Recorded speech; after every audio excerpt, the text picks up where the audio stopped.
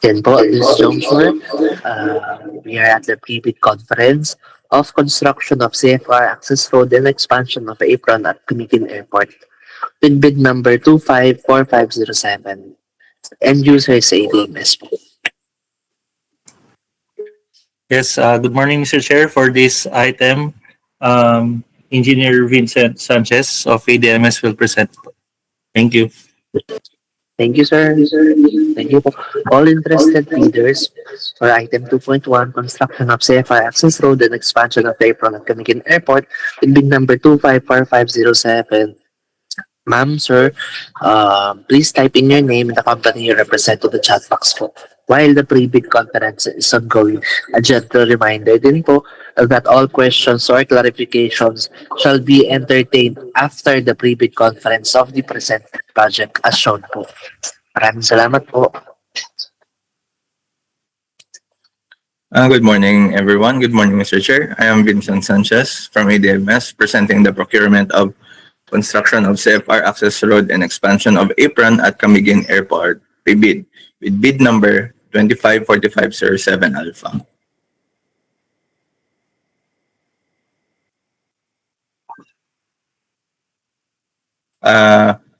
Good morning. Nakikita po ba yung presentation po? Yes, sir. Nakikita po. Okay po. Thank you.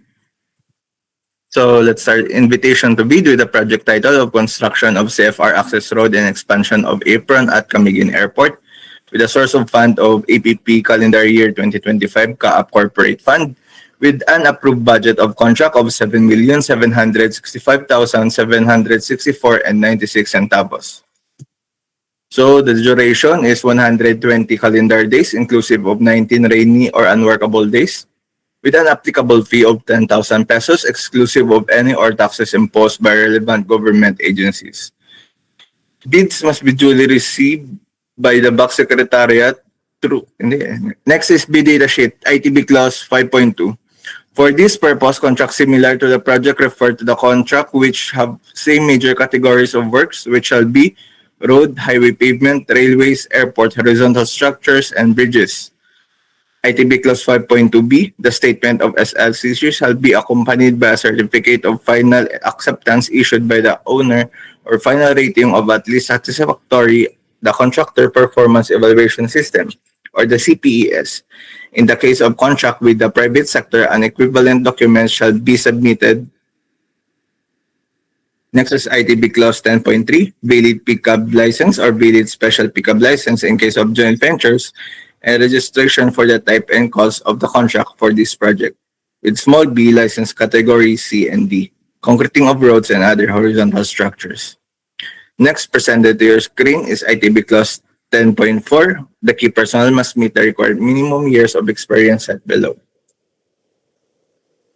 Next is ITB Clause 10.5. The minimum major equipment requirements are the following.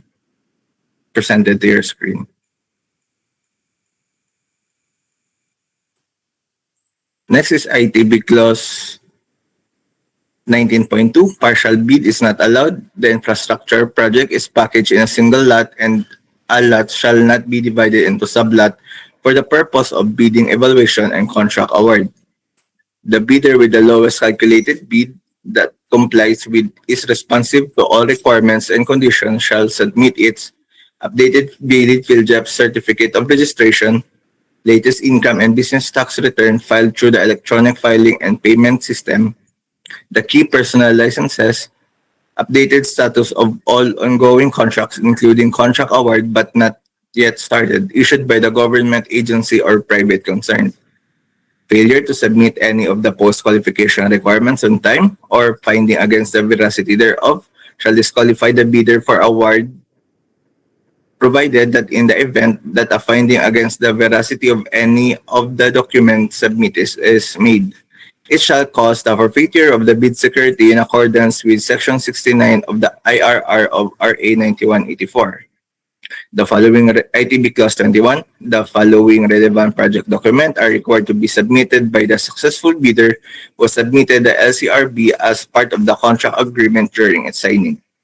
Here is the following: the contract schedule, the bar chart and S curve, per CPM network diagram, manpower schedule, construction methods, and equipment utilization schedule, and the construction safety and health programs approved by the Department of Labor and Employment for the construction of CFR Access Road and expansion of Apron at Camiguin Airport. Next is the special condition of contract. Is GCC Clause 3.1, the Civil Aviation Authority of the Philippines shall give its possession of all parts of the site to the contractor upon receipt of the notice to proceed. Next is GCC Clause 5. In addition to the performance security, winning bidder shall submit contractor all risk insurance upon release of notice to proceed. Next is GCC Clause 7.2. With the 15 years of structural defects. Next is GCC Clause 10. No day work are applicable to the contract. GCC Clause 13, the amount of the advance payment shall not exceed 15% of the total contract price. GCC Clause 15, the date by which operating and maintenance manual are required is upon completion of the project. The date by which as-built drawings are required is upon completion of the project. PDF AutoCAD file of the as-built plans shall include as attachment to the required hard copy of the same upon completion of the project. The amount to be withheld for failing to produce as-built drawing and or operating maintenance manual by the date required is 2% of the contract price. Next, presented to your screen is the technical component and the financial component. Next, presented to your screen is the airport layout plan, the site development plan, and topographic layout plan, the access road blocking plan, and the layout of paving joints. Next is the scope of work. The project covers the supply labor, materials, and equipment necessary for the construction of CFR access road of expansion of Apron. The details of work, which are best enumerated below, however, it is understood that the contract includes all works and services, though not specifically mentioned herein, but are needed to fully complete the project, should be undertaken by the constructor. The following scopes are below. SPL 01, the mobilization and demobilization. Under the expansion of Apron, borrowed excavation with a total volume of 1,245.97 cubic meter. Next is embankment in place which have a total volume of 151.83 cubic meter. Aggregate sub-base force with a total volume of 333.84 cubic meter, excluding the 15% compaction allowance. Next is the cement concrete pavement with a total coverage area of 1,012.21 square meter. Under the concreting of CFR access road, the borrowed excavation with a total volume of 808.23 cubic meter. Embankment in place with a total volume of 846.83 cubic meter, excluding the 20% compaction. Next is the aggregate sub-base course, which has a total volume of 417.41 cubic meter, excluding the 15% compaction allowance.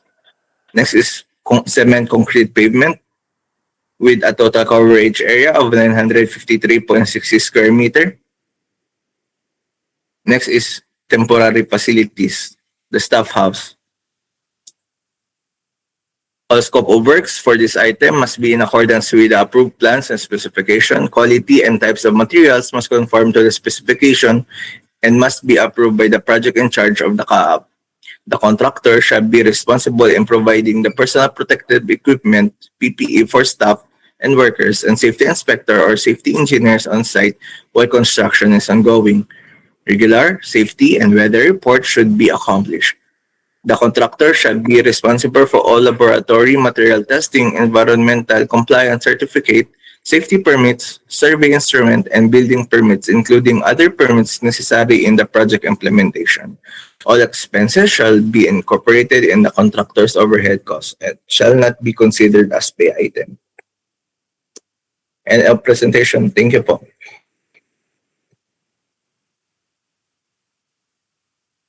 Right, thank you. At this juncture, we open the floor for questions.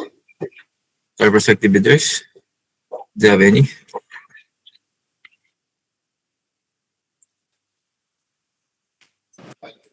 Meron tayong bidder, no?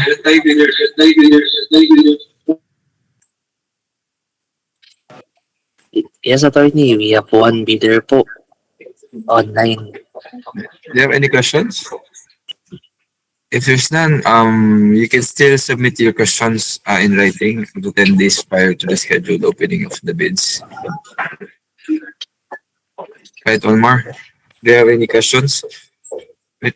Hearing none, let's already close this pre conference presentation. So we do look forward to your submissions or any questions if there's any in writing. Thank you. Let's proceed to the next item, please. Thank you, Mr. Chair. Next item for the agenda is the improvement of OFSAM laboratory at CAAP head office with bid number 25306 Halawa and user is ADMS po. All interested bidders may now be admitted to the Google link.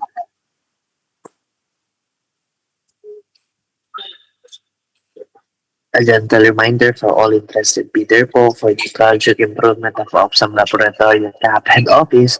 All questions or clarifications shall be entertained after the presentation. So, the pre-bid conference po will be presented by ADMS. Thank you po. Yes, for this item, Mr. Chair, Engineer Vincent Sanchez again will present for the pre-bid conference of the improvement of some laboratory. Thank you.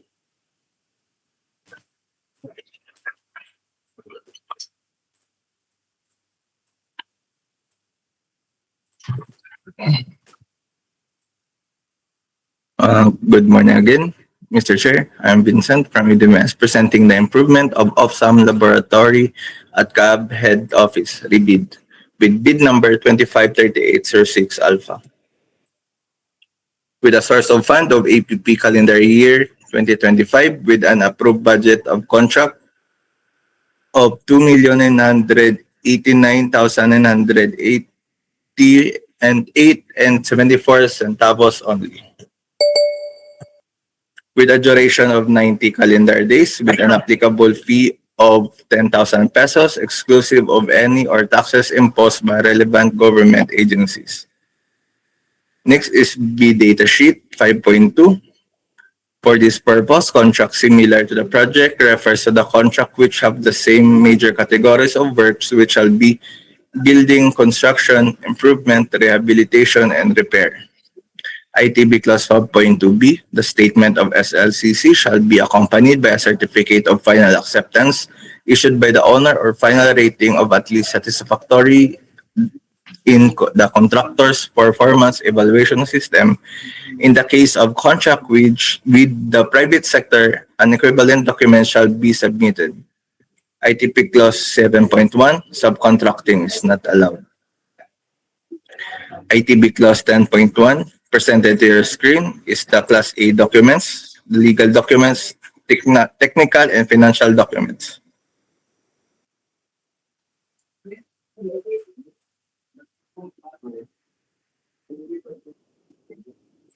Next is ITB Clause 10.3, valid pickup license or a valid special pickup license in case of joint venture and registration for the type and cost of the contract for this project is small b, license category C and D, building and industrial plant. Next is ITB Clause 10.4, presented to your screen is the key minimum personnel requirement. ITB Clause 10.5, this is the minimum major equipment required.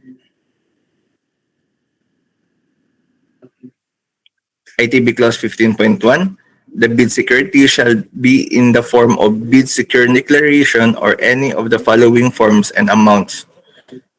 The amount of not less than 2% of ABC if bid security is in cash, cashier's manager's check, bank draft guaranteed, or revocable letter of credit. The amount of not less than 5% of ABC if bid security is in surety bond. ITB Clause 16, Each of every page thereof shall be initialed, signed by a duly authorized representative of the bidder. Submitted eligibility, technical and financial documents shall be properly marked with index tabs and must be sequentially paginated in accurate order in the form of page 3 of 100, page number of last page of the document per envelope basis. Pagination should be sequential based on the entire span of the whole document inside the envelope.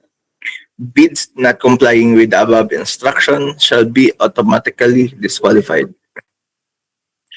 Next is ITB Clause 19.2. Partial bid is not allowed. The infrastructure project is packaged in a single lot and a lot shall not be divided into sublot for the purpose of bidding evaluation and contract. The bidder with the lowest calculated bid that complies with and is responsive to all requirements and conditions shall submit its valid PhilJEP certificate of registration, latest income and business tax return filed through the electronic filing system, the key personal licenses, the updated status of all ongoing contract, including contract awarded but not yet started, issued by the government agency or private concern.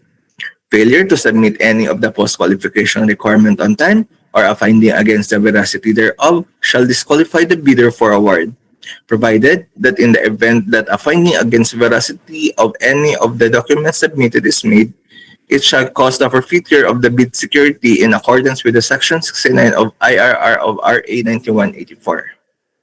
ITB Clause 21, the following relevant project documents are required to be submitted by the successful bidder who submitted the LCRB as part of the contract agreement during its signing.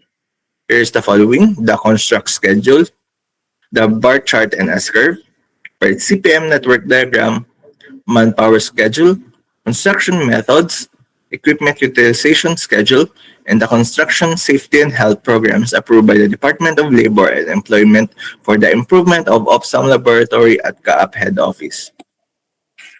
Next is the special condition of contract.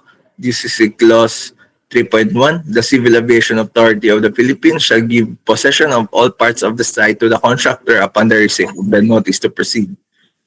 This is clause 5. In addition to performance security, winning bidder shall submit contractors or risk insurance upon release to the notice to proceed with a structural defect of 15 years, with no day work are applicable to the contract. Next is this is clause 13. The amount of advance payment shall not exceed 15% of the total contract price. Next is this is clause 15. The date by which operating maintenance manual are required is upon completion of the project. The date by which as-built drawings are required is upon completion of the project. PDF AutoCAD file of the as-built plan shall be included as attachment to the required third copy of the same upon completion of the project. The amount to be withheld for failing to produce as-built drawings and or operating and maintenance manuals are by the date required is 2% of the contract price. Next is presented to your screen is the vicinity and location plan of the OFSAM laboratory office.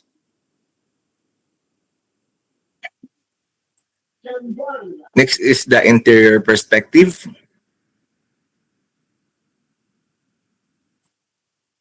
The key plan.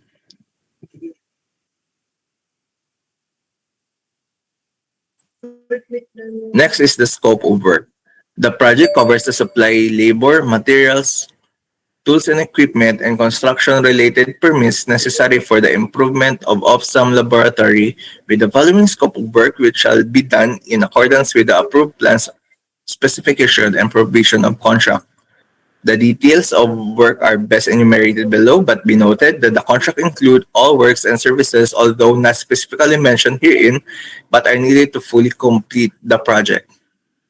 First is under the general requirements is the mobilization and demobilization, the construction safety and health, and the project billboard and signboard. Next is the improvement of laboratory. Under civil and structural works, the demolition works.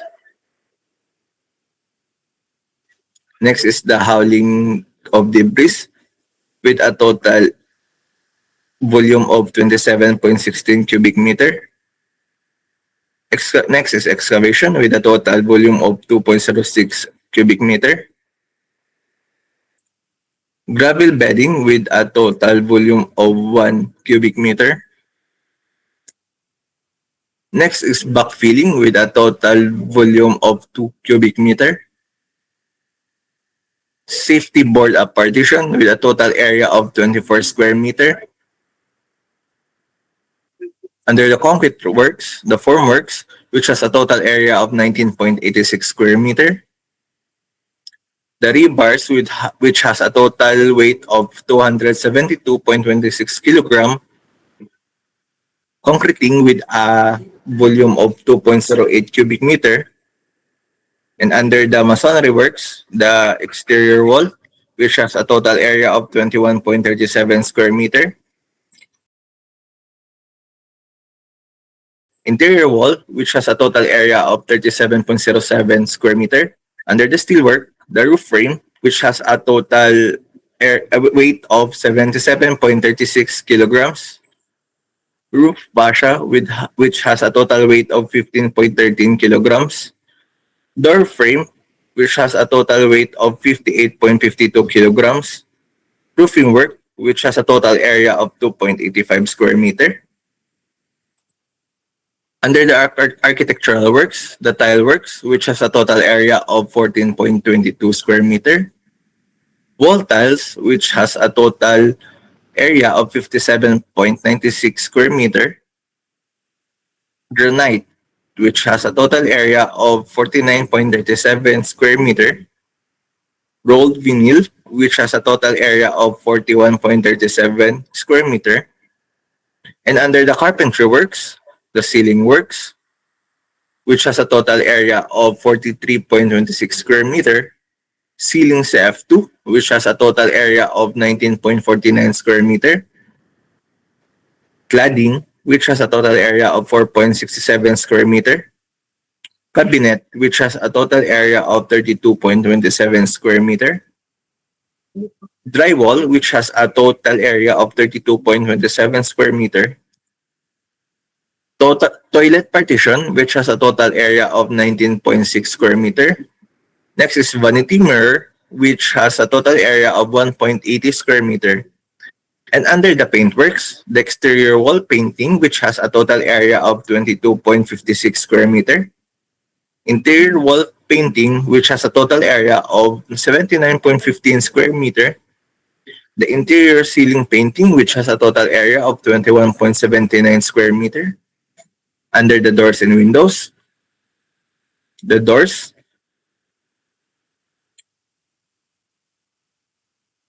windows, which has a total of 1 set. Under the electrical works, the wires and conduits, which has a total length of 449 linear meter. Lightning fixtures and wiring devices, which has total of 47 sets. Under the mechanical works, the ventilation equipment and accessories, which has a sets of total of 9. Next, under the plumbing works, the concrete works, which has a total volume of 0.51 cubic meter. The water line system, which has a total length of 20.03 linear meter. Next is the sewer line, which has a total length of 98.46 linear meter. Next is plumbing fixtures and accessories, which has a total of 41 sets.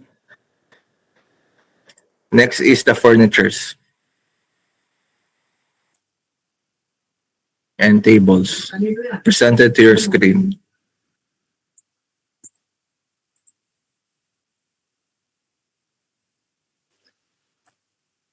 General provision. Provision for staff house, service vehicles, laptop, printers, cameras, plotters, furniture, and other materials, devices, and equipment under special item or temporary facilities shall not be included in the OCM and contract price.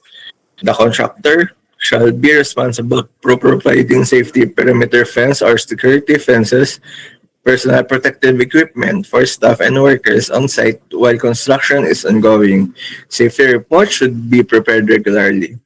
The contractor shall be responsible for all laboratory material testing, environmental compliance certificate, safety permits, survey instrument, and building permits included other necessary in the project implementation.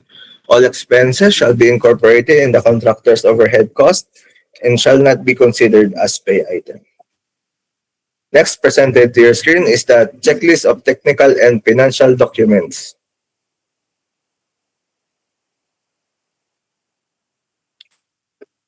End of presentation. Thank you. Thank you po. Thank you, sir.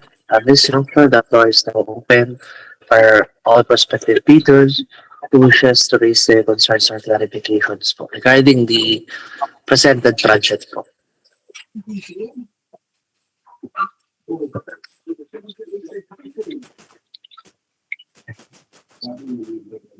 It's now open for any questions or clarifications for the presented project.